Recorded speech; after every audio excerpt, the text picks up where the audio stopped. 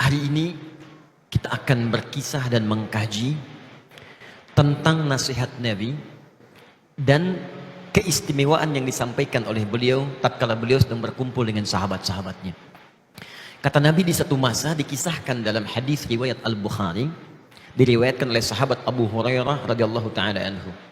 Kata Nabi, "Inna fil jannati baban yuqalu aryan yadkhuluhu as-sa'imun fa idza dakhaluhu ughliqa." Bahkan di riwayat lain yaqulu aina as-sa'imun aina as-sa'imun fa idza dakhaluhu ughliqa. Kata Nabi, sungguh di surga nanti akan ada satu pintu yang dikhususkan bagi orang-orang yang senang puasa saja, menikmati puasanya, nyaman dengan puasanya, dan senang dengan puasanya. Pintu itu disebut dengan nama Ar-Rayyan. Ya, pintu itu disebut dengan nama Ar-Rayyan. Menariknya, pintu ini saat nanti dalam suasana hisab, bahkan jadi masih dalam dihisab, suasana menegangkan, dia sudah memanggil, menyahut-nyahut, minta pada Allah, aina shaimun, aina shaimun, aina shaimun. Mana orang yang biasa puasa, mana yang senang puasa saat di dunia, cepat masuk, cepat masuk, cepat masuk. Bahkan dalam suasana hisab pun dia sudah memanggil ahli puasa. Fa idza dakhaluhu, maka jika orang ahli puasa ini sudah masuk ke pintu surga Ar-Rayyan ini, ughliqa, maka seketika pintunya akan tertutup rapat. Jadi di bahasa Arab itu ada ghallaqa, ada aghlaqa, itu beda. Jadi kalau kalimatnya menggunakan ghallaqa, maka ditutupnya pelan-pelan, sehingga seakan-akan ada jeda. Ngelihat lagi kanan kiri, tutup lagi, tutup lagi, tutup lagi, tutup. Tapi pintu Ar-Rayyan ketika ditutup kalimatnya tidak menggunakan ghallaqa, tapi aghlaqa. Kata Nabi, fa idza dakhaluhu ughliqat, kalau sudah masuk semua, pintunya menutup dengan cepat. Sehingga orang yang tidak pernah menjadi ahli puasa tidak punya kesempatan walau sekedar ngintip. Maka ini anugerah yang pertama yang diberikan melalui lisan Nabi SAW pada orang-orang yang senang berpuasa. Kata para ulama, kalimat shaimun di sini terbagi dua bagian. Satu adalah orang yang menikmati puasa Ramadannya.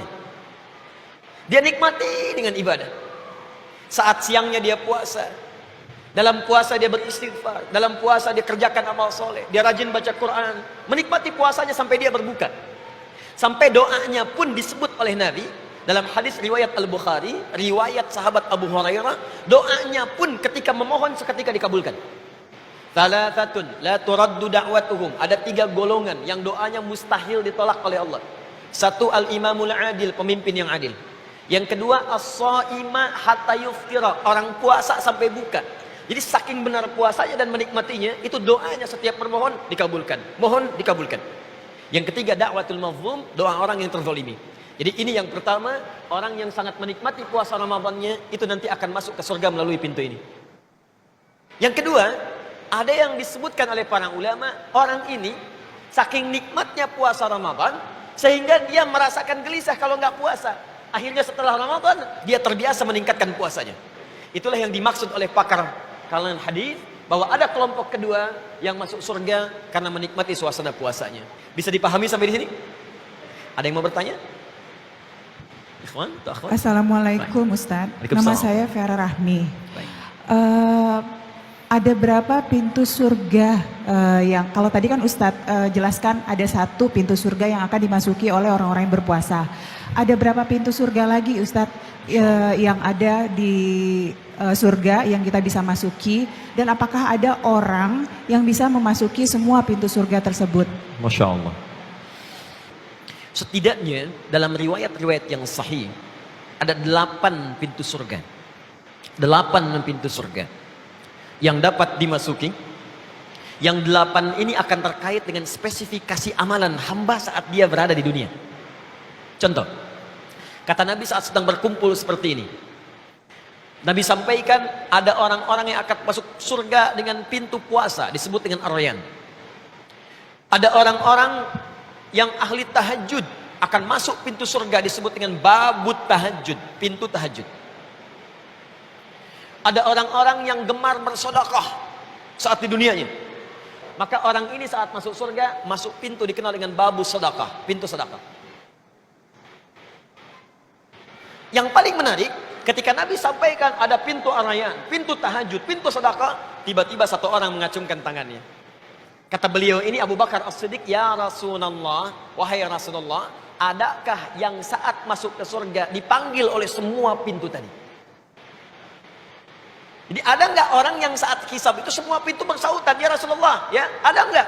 "Hei, aina ahli tahajud, aina ahli sedekah, aina?" Wah, semua nanya. Kata Nabi, "Ada, dan saya bermohon kepada Allah engkau termasuk bagian dari orang itu." Tapi tidak cukup dengan amin ternyata.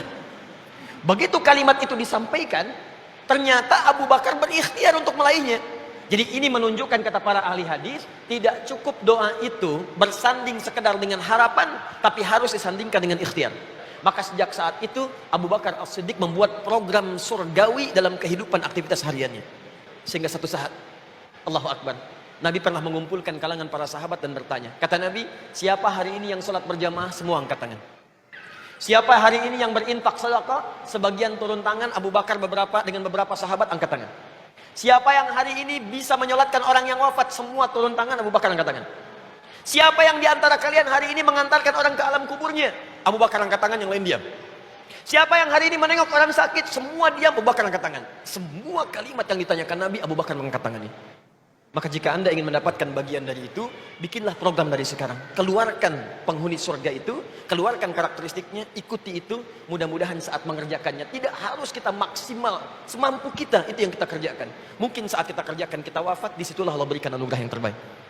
Marhaban ya Ramadan, marhaban ya Ramadan. Ada yang lain? Bismillahirrahmanirrahim. Assalamualaikum warahmatullahi wabarakatuh, Ustadz. Assalamualaikum. Ustadz, Al-Quran adalah pintu ilmu yang ketika kita pelajari insya Allah bisa membuka kesempatan kami untuk masuk surga. Amin. Lalu Ustadz, bagaimana seharusnya adab kami terhadap Al-Quran? Lalu apa hak Al-Quran dan apa yang akan terjadi jika kita tidak mengamalkan hak tersebut? Baik. Teman-teman sekalian, saya ingin buka dengan satu berita gembira. Tadi saya sebutkan ada orang yang dipanggil-panggil oleh semua pintu surga kan? Dengan amalan tadi. Nah, ada yang lebih hebat lagi. Hanya satu golongan saja, tidak ada yang lain.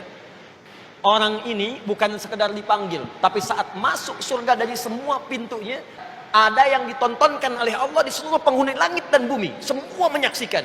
Ada anak yang bisa menggandeng tangan kanannya bapaknya, kirinya ibunya, di sampingnya istrinya atau suaminya, di belakangnya anak cucu keturunannya. Semua keluarga besar digandeng ke surga. Siapa orang ini? Rahasianya ada di Quran surah ke-13 ayat 23 sampai 24. Jawabannya ada di Quran surah 35 ayat 32 sampai 33. Paling kiri sebelah atas. Perhatikan kalimatnya. Jannatu adnin yadkhulunaha wa man salaha min abaihim wa azwajihim wa dzurriyyatihim wal malaikatu yadkhuluna alaihim min kulli babin salamun alaikum bima sabartum fa ni'ma uqbad dar. Kata Allah, ada orang-orang yang akan masuk surga melalui surga Aden. Dia gandeng bapaknya yang soleh beriman, dia gandeng ibunya yang soleh.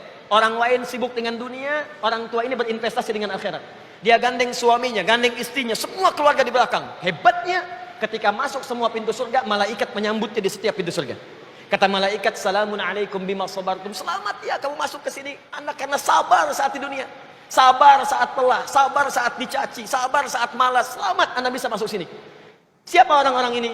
Quran surah 35 ayat 32 sampai 33. Tsumma awrasnal kitaba alladziina istafaina min ibadina. Kami wariskan Al-Qur'an kepada hamba-hamba pilihan kami. Ketika mereka dipilih oleh Allah dan mengamalkan Qur'annya, maka jawabannya di ayat ke-33. Jannatu, dengan kalimat yang sama. Jannatu adnin yadkhulunaha. Ahli Quran ini akan masuk ke surga Aden. Bedanya dengan ayat yang ini, diberikan tambahan bonus di sini.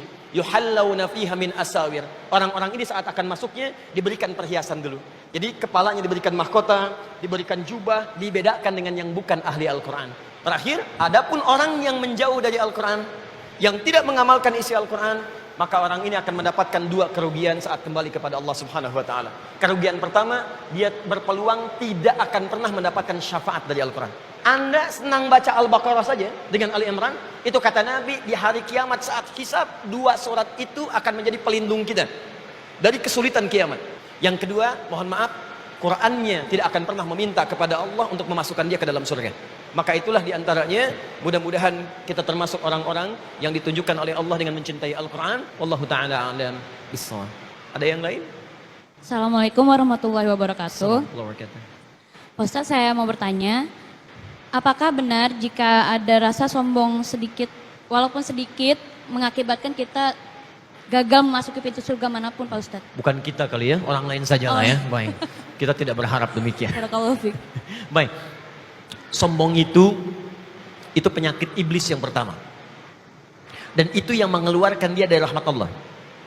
Quran surah kedua ayat 34. Ya, paling kiri di pertengahan, Quran surah kedua ayat 34. Kejadiannya terjadi di Quran surah ke-7 ayat ke-12 sampai 13. Ini makhluknya jin yang bermaksiat. Quran surah ke-18 ayat ke-50, paling kanan pertengahan. Lalu kemudian muncul hadis qudsi mengharamkan sifat sombong dalam kehidupan kita. Perhatikan baik-baik. Quran surah 2 ayat 34, kalimat sombong pertama di Quran. Wa idh qulna lil malaikati isjudu li adama fasajadu illa iblis. Ketika kami perintahkan kepada semua malaikat dan jin yang hadir pada saat itu, hormat kalian kepada Adam, sujud. Bukan sujud menyembah tapi hormat. Fasajadu, semua hormat sujud. Malaikat, jin taat, semua hormat. Illa iblis, kecuali iblis.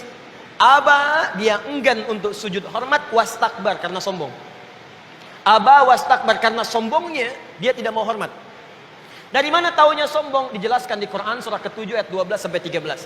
Kata Allah, "Ma mana'aka alla tasjud id amartuk." Hei kamu, kenapa enggak mau sujud saat saya perintahkan? Bukan sujudnya yang penting, ini perintah saya. Kalau kalian enggak sujud, termasuk hamba enggak sujud, enggak sholat semuka langit dan bumi, tidak akan menurunkan status Allah sebagai Tuhan. Ini perintah saya, kata Allah. Kenapa kamu sombong di hadapan saya? Apa jawab iblis? Ana khairun minhu, khalaqtahu min narin wa khalaqtahu min tin. Ya, khalaqtani min narin wa khalaqtahu min tin. Engkau ciptakan saya dari api, kau ciptakan dia dari tanah. Tidak level yang tinggi, hormat kepada yang rendah. Sombong. Apa jawab Allah? Qala fakhruj. Keluar kamu. Tidak layak untuk engkau berbuat seperti itu. Siapa iblis yang dimaksud di sini? Adalah jin yang fasik. Quran surah ke-50 ayat ke-18. Wa idh qulna lil malaikati isjudu li adama fasajadu illa iblis kana minal jinni fafasaqa min amri rabbih. Asalnya jin yang sangat taat, kemudian fasik. Fasik itu bermaksiat dari Allah dan enggak mau tobat.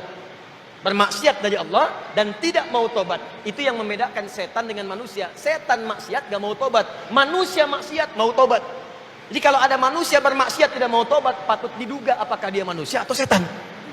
Ini masalahnya. Paham ya?